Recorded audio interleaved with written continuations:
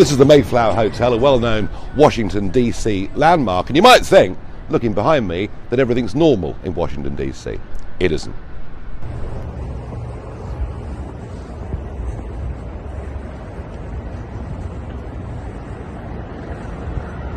So this is Connecticut Avenue.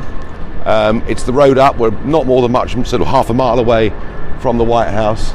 And can you see what's happening here in D.C.? The place is being boarded up. One or two businesses have not yet been boarded up, but they will be by the end of the day. And this is right throughout the city. And this is in anticipation of real violence following the result, or even an inconclusive result, of the election on Tuesday. So it's 8 o'clock in the morning. As you can see, a few protesters are beginning to gather.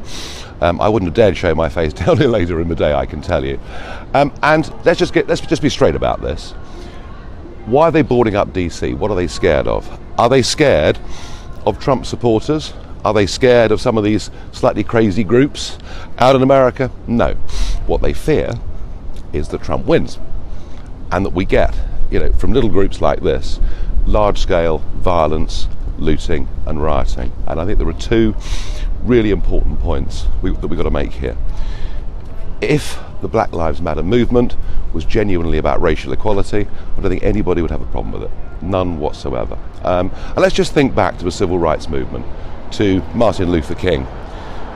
The most incredible orator with a very, very powerful message. And what did he say? He said, I want my children to be judged not by the colour of their skin, but by the content of their character. And yet, what Black Lives Matter are campaigning for is for us all to be divided up and treated differently. And my fear is what this campaign actually does, rather than bringing people together, it actually turns them against each other. Funny thing is, all down this street are a series of big corporate businesses. And there's quite an irony here, because a lot of them gave money to the Black Lives Matter movement, and yet they're now having to close down effectively for a few days over the election because they fear rioting and protest. There is quite an irony there, I think. The broader point is that in a democracy, you have a strong debate. One side wins, one side loses, and provided it's all been fair and above board, you accept the result. It's why we have democracy. It's our means of sorting out our leaders and our means of sacking our leaders.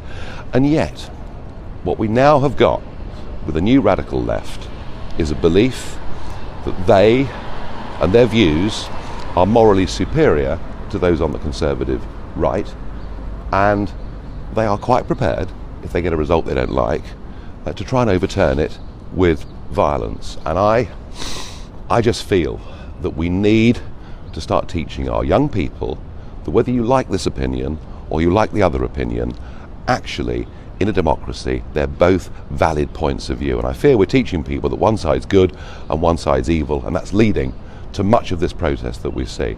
Let's hope and pray there isn't violence in DC on Tuesday night, Wednesday morning, but I think you can see from a city that is completely boarding up that something bad may well happen. So there we are, defund the police. Let's get this straight.